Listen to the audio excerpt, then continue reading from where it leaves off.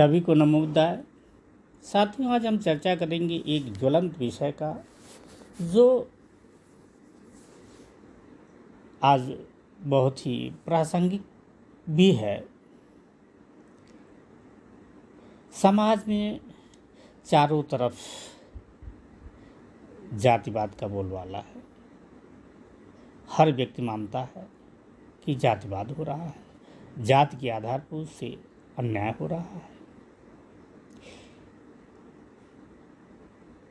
हालांकि समाज में जात के आधार पर कुछ लोगों को विशेषाधिकार मिले हुए हैं, कुछ लोगों को जात के ही आधार पर सदियों से अधिकार विहीन किया गया है। आज अवसर की समानता की बात हर व्यक्ति करता है। जो लोग जात के आधार पर लाभ पा रहे हैं वो भी मानते हैं कि जात से उनको नुकसान हो रहा है, और जिन लोगों का जात के नाम पर नुकसान हुआ है और आज भी नुकसान हो रहा है, वो भी जात को छोड़ना नहीं चाहते। हर व्यक्ति का ये कहना है कि जातिवाद के कारण मेरा नुकसान हुआ है और मेरा नुकसान हो रहा है। फिर जब हम सब लोग ये मानते हैं कि जातिवाद नुकसानदेह है पूरे समाज के लिए, तो हम सब मिल करके इस जाति रूपी दंश को क्यों नहीं मिटा देना चाहते। लेकिन कारण ये है, हर व्यक्ति ये चाहता है कि अगला व्यक्ति जातिवाद न करे, लेकिन वो खुद जो है जात को छोड़ना नहीं चाहता है। जात के आधार पर जिसको सदियों से सारे अधिकारों से वंचित रखा गया, वो भी आज जात से इतना चिपका हुआ है कि वो अपनी जात को इतिहास में खोज करके महान बताने की चेष्टा कर रहा है, अपनी महानता के गुण गा रहा है कि हमारे पूर्वज राजा थे, हमारे पूर्वज ऐसे थे, हमारे पूर्वज बहादुर थे। और जो जात से लाभ जिसको मिल रहा है, वो कहता है कि ये जात के आधार पर लोगों को कुछ विशेष सुविधाएं दी जा रही हैं। तो वास्तव में मैं ये समझता हूँ जातिवाद नुकसानदेह है, जातिवाद गलत है, और जातिवाद तब भी गलत है जब मेरा पड़ोसी करता है, और जातिवाद तब भी गलत है जब मैं करता हूँ। हम अपने जात को महान बताना चाहते हैं, हम अपने जात को महान बता रहे हैं कि हमारे कुल के राजा थे, हमारी जात के ये महान योद्धा हुए, हमारी जात के वो महान योद्धा हुए। अरे आप ये सोचो कि आप क्या हो। निश्चित रूप से आप जान लें कि भूतकाल में जाएंगे तो वो दुख का कारण बनेगा। पीछे की परिस्थितियां जो भी रही हों, यदि हम भविष्य को बनाना चाहते हैं तो हमें वर्तमान को सुंदर बनाना पड़ेगा, और वर्तमान यदि बिगड़ा है तो भूत की वजह से बिगड़ा है। हम भूत को तो जाके पीछे बना नहीं सकते ना, हम वर्तमान को बना सकते हैं। और हम सभी मानते हैं जाति रूपी जो राक्षस है, जात रूपी जो दंश है, इससे पूरा समाज प्रभावित है। हर आदमी जात के दंश से बाहर निकलना चाहता है, लेकिन एक तरफ तो वो कहता है कि जात खराब चीज़ है, दूसरी तरफ वो बड़े बड़े गर्व से अपने जाति का नाम लेता है। तो एक्चुअली होना ये चाहिए कि हमें जाति रूपी इस दंश को मिटाने के लिए प्रयास करना चाहिए। जब जाति नहीं रहेगी तो मैं समझता हूँ, क्योंकि जात के आधार पर विभेद होता है, जात के आधार पर किसी को अवसर दिया जाता है, किसी से अवसर छीन लिया जाता है। जब ही जाति नहीं रहेगी तो हमारी पहचान, हमारी कार्य व्यवहार और सारा कुछ का आकलन हमारा वो हमारे कर्मों से होगा। हम चाहे जिस भी परिवार में पैदा हुए हों, चाहे वो बड़े परिवार में पैदा हुए, छोटे परिवार में पैदा हुए, यदि जाति रूपी तमगा हमारे पीछे नहीं लगेगा या किसी के पीछे नहीं लगेगा तो जाति, तो उसका मूल्यांकन उसके कर्म के आधार पर होगा। जो कर्म के आधार पर मूल्यांकन होगा तो अवसर की समानता समाज में अपने आप आ जाएगी। और यही सब मांग करते हैं, अवसर की समानता हो। देखिए, समानता समाज में तो हो नहीं सकती है, चाहे वो आर्थिक स्तर की हो, चाहे किसी भी के स्तर की हो। क्यों कि ये जो है व्यक्ति के कर्म पर निर्धारित होता है। कोई बहुत तेज दौड़ता है, कोई धीमा दौड़ता है, कोई जो है अधिक खाता है, कोई कम खाता है, कोई संयमी है, कोई असंयमी है। तो ये जो कर्म ही हैं हमारे, यही इसके आधार पर हम एक दूसरे से आगे पीछे हो सकते हैं, लेकिन अवसर सबको मिलेगा। क्योंकि यदि ये जाति रूपी जो तमगा है यदि नहीं रहेगा तो ही अवसर की समानता मिल सकती है, नहीं तो अवसर की समानता किसी भी स्थिति में संभव नहीं है। और इसका सबसे, अब जैसे हमारे साथी जो है, कुछ लोग जो है जात की हटाने की तो बात करते हैं, बौद्ध अपने आगे लिख लेते हैं और फिर भी उनके सरनेम उनके साथ लगे रहते हैं, वो परिचय अपनी जात के आधार पर देते हैं। नहीं, यदि हम मनुष्य हैं तो मेरी पहचान मनुष्यता होनी चाहिए, न कि मेरी जात होनी चाहिए। और यदि हम अच्छे कर्म करेंगे तो उसके परिणाम अच्छे मिलेंगे। और जाति विनाश का सबसे बड़ा प्रयोग हम अपने से शुरू कर सकते हैं। हम जब किसी से मिलते हैं तो हम सामने वाले के व्यवहार का आकलन करें, न कि उसके जात के आधार पर उसका आकलन करें।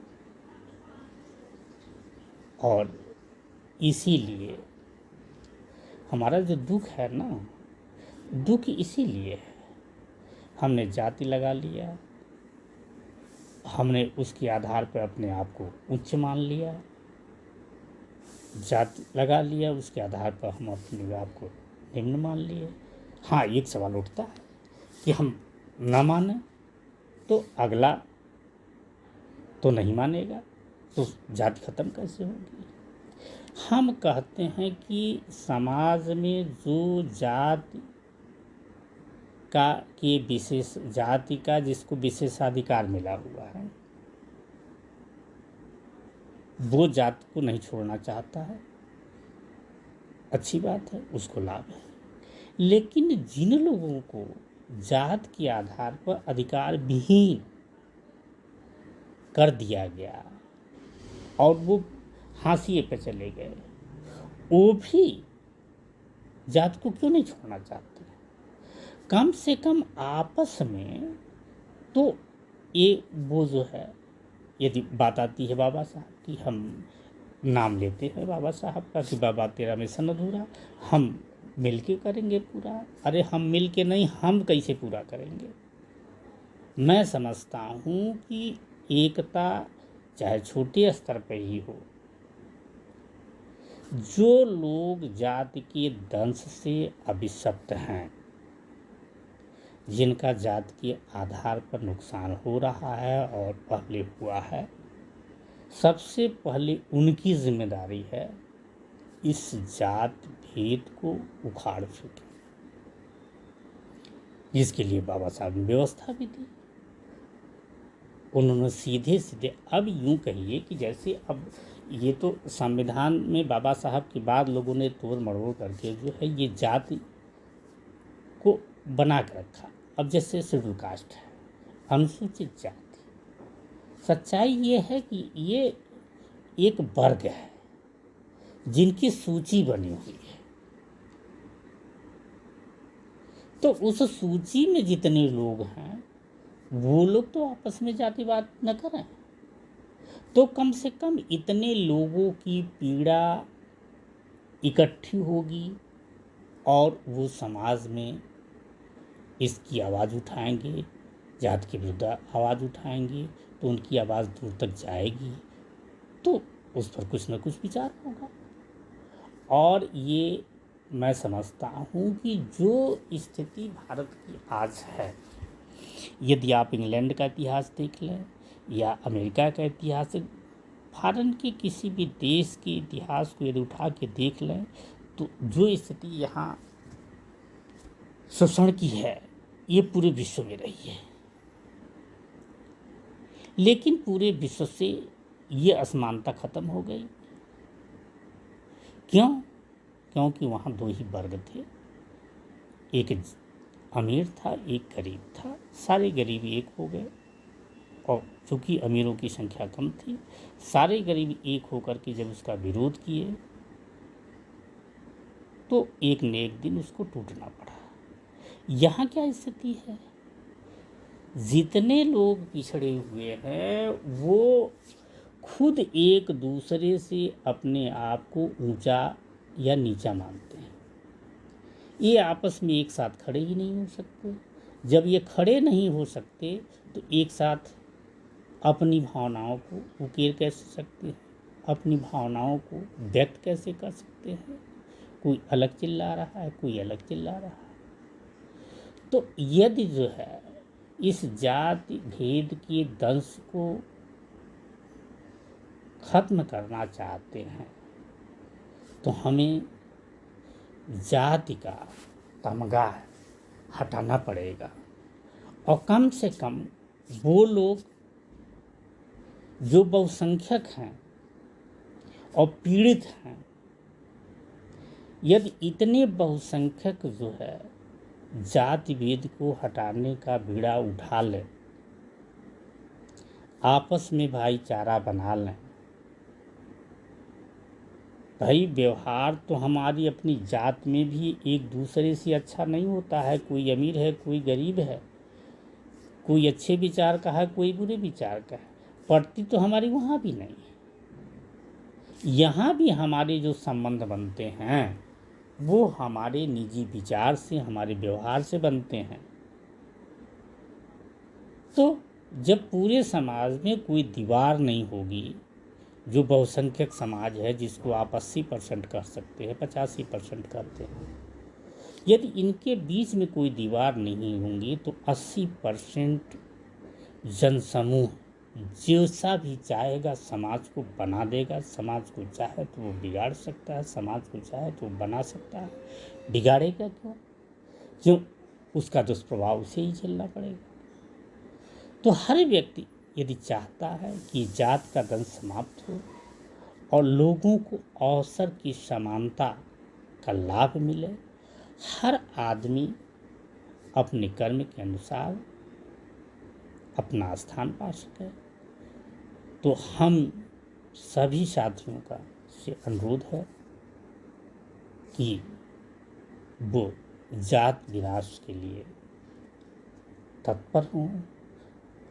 और हम जब भी बल्कि उस क्लास में, जिस क्लास में है, जिसका बहुत बड़ा समूह है, इसमें जो जितनी दीवारें बनी हुई हैं उसको गिरा देना है। हम क्या हैं? हम केवल एक साधारण मनुष्य हैं, जिसका जैसा कर्म है वैसा उसको लाभ मिलेगा। अच्छा कर्म करेगा, अच्छा लाभ मिलेगा। अच्छे रास्ते पर चलेगा, जीवन में उसे सफलता मिलेगी। गलत रास्ता पर गया, उसका परिणाम मिलेगा। लेकिन अवसर की समानता होगी। जब तक जाति रहेगी, अवसर की समानता की कोई संभावना नहीं रहेगी। हम चाहते हैं कि हर व्यक्ति को अवसर मिले आगे बढ़ने का, तो हमें जात भेद का जो दीवार है इसको गिराना पड़ेगा। और इसके लिए सच पूछिए तो भगवान बुद्ध का धम्म हम जीवन में उतार लें, क्योंकि यहाँ कोई जाति नहीं है। हालांकि तमाम सारे सो-कॉल्ड बुद्धिस्ट हैं, लेकिन आज भी वो अपनी जात में बने हुए हैं। लिखने के लिए नाम के आगे बौद्ध लिख लेते हैं, लेकिन जब कहीं जाते हैं तो अपनी जात विशेष के लोगों को ढूंढते हैं, उनके साथ ही उठते बैठते हैं। जबकि होना ये चाहिए कि जो भी अच्छे विचार का व्यक्ति है उससे हमें उसकी जात नहीं